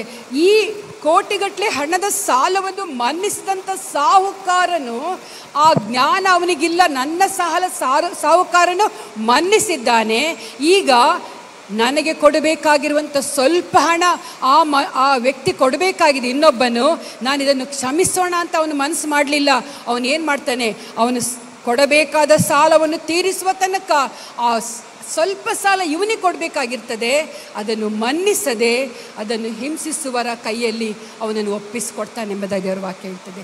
ಎಲ್ಲಿ ಉಂಟು ಕರುಣೆ, ದಯೆ? ಎಲ್ಲಿ ಉಂಟು ದಯೆ, ಪ್ರೀತಿ, ಕರುಣೆ? ಇಲ್ಲ, ಮನುಷ್ಯನಲ್ಲಿ ಇಲ್ಲ. ಇಂಥದೇ ಮನುಷ್ಯನ ಗುಣವಾಗಿದೆ. ದೇವರ ನಾಮಕ್ಕೆ ಸ್ತೋತ್ರವಾಗಲಿ. ಪ್ರೀತಿ ದೇವ ಜನರೇ, ಈ ವಾಕ್ಯಗಳು ನಮ್ಮನ್ನು ಎಚ್ಚರಿಸ್ತಾ ಇದೆ. ಇಲ್ಲಿ ರೋಮಪತ್ರಿಕೆ 12ನೇ ಅಧ್ಯಾಯ 17ನೇ ವಾಕ್ಯ ಹೀಗೆ ಹೇಳ್ತದೆ, ಯಾರಿಗೂ ಅಪಕಾರಕ್ಕೆ ಅಪಕಾರವನ್ನು ಮಾಡಬೇಡಿರಿ. ಎಲ್ಲರ ದೃಷ್ಟಿಯಲ್ಲಿ ಯಾವುದು ಗೌರವವಾದದ್ದೋ ಅದನ್ನು ಯೋಚಿಸಿ ಸಾಧಿಸಿರಿ. ಒಬ್ಬ ಕ್ರೈಸ್ತನಿಗೆ ನಾನು ಹೇಳುವಂಥದ್ದು, ಯೇಸುವಿನ ಹಿಂಬಾಲಕರಿಗೆ ಇರಬೇಕಾದದ್ದು ಅಪಕಾರಕ್ಕೆ ಅಪಕಾರವನ್ನು ಮಾಡಬೇಡಿರಿ. ಎಲ್ಲರ ದೃಷ್ಟಿಯಲ್ಲಿ ಯಾವುದು ಗೌರವವಾಗಿದೆಯೋ, ಯಾವುದು ಮಾನ್ಯತೆ ಹೊಂದಿದೆಯೋ, ಯಾವುದು ಒಳ್ಳೆಯದೋ ಅದನ್ನು ಮಾತ್ರ ನೀವೇನು ಮಾಡಬೇಕು, ಯೋಚಿಸಿ ನಿಮ್ಮ ಜೀವಿತಗಳಲ್ಲಿ ಸಾಧಿಸಿಕೊಳ್ಳಿರಿ. ಹಾಲೆಲ್ಲೂಯ. ಇದನ್ನೇ ದೇವರ ಅಪೇಕ್ಷೆ ಪಡುವಂಥದ್ದು ನಮ್ಮ ದೇವರು. ಹಾಲೆಲ್ಲೂಯ. ಇದನ್ನೇ ನಮ್ಮ ದೇವರ ಅಪೇಕ್ಷೆ ಪಡುವಂಥದ್ದು. ನಾನು ಬಹಳ ಮಾತನಾಡಿದೆ, ಎಷ್ಟು ನಿಮಗೆ ನೆನಪಿರ್ತದ ಗೊತ್ತಿಲ್ಲ. ಆದರೆ ಒಂದನ್ನು ತಿಳ್ಕೊಳ್ಳೋಣ, ನಾವು ಸ್ವಾರ್ಥಿಗಳಾಗಿರೋದು ಬೇಡ. ಹಾಗಾದರೆ ಇಲ್ಲಿ ಒಂದು ವಾಕ್ಯ ಹೇಳ್ತದೆ, ನಿಸ್ವಾರ್ಥ ಜೀವಿತ ಹೇಗಿರುತ್ತಂದರೆ, ಲೂಕನ ಸುವಾರ್ತೆ ಸ್ವಾರ್ಥ ಜೀವಿತ ಹೇಳಿದೆ, ನಿಸ್ವಾರ್ಥ ಜೀವಿತ ಹೇಗಿರ್ತದೆ? ಸ್ವಾರ್ಥತೆಯನ್ನು ಬಿಟ್ಟು ನಿಸ್ವಾರ್ಥವಾಗಿ ಜೀವಿಸಬೇಕಾದರೆ ಒಂದು ವಾಕ್ಯ ನಾನು ಓದಿ ಮುಗಿಸ್ತೇನೆ. ಏನಂದರೆ, ಲೂಕನ ಸುವಾರ್ತೆ 10ನೇ ಅಧ್ಯಾಯ 30ರಿಂದ 37 ವಾಕ್ಯಗಳನ್ನು ಓದುವುದಾದರೆ ಇಲ್ಲಿ ಏನು ಬರೆಯಲ್ಪಟ್ಟಿದೆ? ಒಬ್ಬ ಮನುಷ್ಯನು ಯೆರೂಸಲೇಮಿನಿಂದ ಗಟ್ಟ ಹತ್ತಿ ಇಳಿದು ಯೆರಿಕೋವಿಗೆ ಹೋಗುತ್ತಿರುವಾಗ ಕಳ್ಳರ ಕೈಗೆ ಸಿಕ್ಕಿ ಬೀಳ್ತಾನೆ. ಒಬ್ಬ ಮನುಷ್ಯನು ಪ್ರಯಾಣ ಮಾಡ್ತಾ ಇದ್ದಾನೆ, ಅವನೊಂದು ಕಳ್ಳರ ಕೈಗೆ ಸಿಕ್ಕಿ ಬೀಳ್ತಾನೆ. ಕಳ್ಳರು ಏನು ಮಾಡ್ತಾರೆ, ಅವನಲ್ಲಿರುವಂಥ ಹಣವನ್ನು ದೋಚಿಕೊಂಡು ಅವನನ್ನು ಹಿಗ್ಗ ಮುಗ್ಗ ಹೊಡೆದು ಅವನನ್ನು ಅರ್ಧ ಜೀವ ಮಾಡಿ ದಾರಿಯಲ್ಲಿ ಬಿಟ್ಟು ಹೋಗ್ತಾರೆ. ಹಾಲೆಲ್ಲೂಯ. ಅಲ್ಲಿ ನೋಡಿ ಓದ್ತೇವೆ ನಾವು, ಅವನನ್ನು ಸುಲಿಗೆ ಮಾಡಿಕೊಂಡು ಗಾಯವಾಗುವಷ್ಟೇ ಹೊಡೆದು ಅವನನ್ನು ಅರೆಜೀವ ಮಾಡಿ ಬಿಟ್ಟು ಹೋದರು. 31ನೇ ವಾಕ್ಯದಲ್ಲಿ ಹೀಗೆ ಓದ್ತೇವೆ, ಆಗ ಹೇಗೋ ಒಬ್ಬ ಯಾಜಕನು ಆ ದಾರಿಯಲ್ಲಿ ಇಳಿದು ಬರುತ್ತಾ ಅವನನ್ನು ಕಂಡು ವಾರಿಯಾಗಿ ಹೋಗ್ತಾನೆ. ಒಬ್ಬ ಯಾಜಕನು, ದೇವರ ಸೇವೆ ಮಾಡುವವನು, ಅವನು ನೋಡ್ತಾನೆ, ಇದೆಲ್ಲ ನಮ್ಗೆ ಯಾಕೆ ಬೇಕಪ್ಪ, ಅವ್ರು ಬಿದ್ದರೆ ಬೀಳ್ತಾರೆ, ಅವರಲ್ಲಿ ಪರರ ಹಿತ ಇಲ್ಲ, ದಯೆ ಇಲ್ಲ, ಕರುಣೆ ಇಲ್ಲ. ಅವನೇನು ಮಾಡ್ತಾನೆ, ಓರೆಯಾಗಿ ಹೋಗಿ ಬಿಡ್ತಾನೆ. ಹಾಲೆಲ್ಲೂಯ. ದಾರಿಯಲ್ಲಿ ಇಳಿದು ಬರುತ್ತಾ ಅವನನ್ನು ಕಂಡು ಓರೆಯಾಗಿ ಹೋದನು. 32ನೇ ವಾಕ್ಯ ಹೀಗೆ ಹೇಳ್ತದೆ, ಅದೇ ರೀತಿಯಲ್ಲಿ ಒಬ್ಬ ಲೇವಿ ಆ ಸ್ಥಳಕ್ಕೆ ಬಂದು ಅವನನ್ನು ಕಂಡು ಓರೆಯಾಗಿ ಹೋದನು. ಆದರೆ ಒಬ್ಬ ಸಮಾರ್ಯದವನು ಪ್ರಯಾಣ ಮಾಡುತ್ತಾ ಅವನಿದ್ದಲ್ಲಿಗೆ ಬಂದು ಅವನನ್ನು ಕಂಡು ಕನಿಕರಿಸಿ ಅವನ ಹತ್ತಿರಕ್ಕೆ ಹೋಗಿ ಅವನ ಗಾಯಗಳಲ್ಲಿ ಎಣ್ಣೆಯನ್ನು ದ್ರಾಕ್ಷಾರಸವನ್ನು ಒಯ್ದು ಕಟ್ಟಿ ತನ್ನ ಸ್ವಂತ ವಾಹನದ ಮೇಲೆ ಹತ್ತಿಸಿಕೊಂಡು ಛತ್ರಕ್ಕೆ ಕರೆಕೊಂಡು ಹೋಗಿ ಅವನನ್ನು ಆರೈಕೆ ಮಾಡಿದನು. ಇದು ದಯೆ ಕರುಣೆ ಉಳ್ಳಂಥ ಒಂದು ಸ್ಟೋರಿ ಆಗಿದೆ ಪ್ರಿಯರೇ. ಈ ಗುಣ ನಮ್ಮಲ್ಲಿ ಬರಬೇಕು. ಯಾರಾದರೂ ಸಂಕಷ್ಟದಲ್ಲಿದ್ದಾರೋ ನಿಮ್ಮ ಕೈಲಾದಷ್ಟು ಮಟ್ಟಿಗೆ ನೀವು ಸಹಾಯ ಮಾಡಬೇಕು. ಇದು ದೇವರ ಮನಸ್ಸಾಗಿದೆ ಪ್ರಿಯರೇ, ದೇವರ ನೀತಿಯಾಗಿದೆ, ದೇವರಿಗೆ ಕೊಡಲ್ಪಟ್ಟಿರುವಂಥ ಸುಗುಣವಾಗಿದೆ ಪ್ರಿಯರೇ. ದೇವರ ನಾಮಕ್ಕೆ ಸ್ತೋತ್ರವಾಗಲಿ. ಮಾತ್ರವಲ್ಲ, ಮರುದಿನ 2 ಹಣಗಳನ್ನು ತೆಗೆದು ಛತ್ರಕ್ಕೆದವನಿಗೆ ಕೊಟ್ಟು, ಇವನನ್ನು ಆರೈಕೆ ಮಾಡು, ಇದಕ್ಕಿಂತ ಹೆಚ್ಚಾಗಿ ಏನಾದರೂ ವೆಚ್ಚ ಮಾಡಿದರೆ ನಾನು ಹಿಂತಿರುಗಿ ಬಂದಾಗ ನಿನಗೆ ಕೊಡುತ್ತೇನೆ. ಯಾರು ಇಂಥ ಕೆಲಸಗಳನ್ನು ಮಾಡಲಿಕ್ಕೆ ಅರ್ಹರು ಪ್ರಿಯರೇ? ಯಾರು? ನಮ್ಮನ್ನು ಪರೀಕ್ಷೆ ಮಾಡಿಕೊಳ್ಳೋಣ. ಕಷ್ಟದಲ್ಲಿರೋರಿಗೆ ಸಹಾಯ ಮಾಡುವಂಥದ್ದು ದೇವರ ಚಿತ್ತವಾಗಿದೆ. ಆತನು ಅದೇ ಕೆಲಸವನ್ನೇ 3.5 ವರ್ಷಗಳ ಕಾಲ ಆತನು ಮಾಡಿದನು. ದಯೆ ತೋರಿಸಿದನು, ಕರುಣೆ ತೋರಿಸಿದನು, ಪ್ರೀತಿ ತೋರಿಸಿದನು. ಇದೆಲ್ಲ ಗುಣಲಕ್ಷಣಗಳು ನಮ್ಮಲ್ಲಿರುವುದಾದರೆ ನಾವು ನಿಸ್ವಾರ್ಥವುಳ್ಳಂಥ ಜೀವಿತ ನಮ್ಮದಾಗಿರ್ತದೆ. ದೇವರ ನಾಮಕ್ಕೆ ಸ್ತೋತ್ರವಾಗಲಿ. ನಮ್ಮ ಸುಖವನ್ನು ಯೋಹನ ಸುವಾರ್ತೆ 15ನೇ ಅಧ್ಯಾಯ 13ನೇ ವಾಕ್ಯ ಹೇಳ್ತದೆ, ನಮ್ಮ ಸುಖವನ್ನು ನಾವು ನೋಡಿಕೊಳ್ಳುವುದಲ್ಲ, ಪ್ರಾಣವನ್ನೇ ಸ್ನೇಹಿತರಿಗೋಸ್ಕರ ಕೊಡುವ ಪ್ರೀತಿಗಿಂತ ಹೆಚ್ಚಿನ ಪ್ರೀತಿ ಯಾವುದೂ ಇಲ್ಲ. ಪ್ರಾಣ ಕೊಡುವಂಥ ಪ್ರೀತಿ ಸ್ನೇಹಿತರಿಗೋಸ್ಕರ. ಹಲ್ಲೆಲೂಯಾ.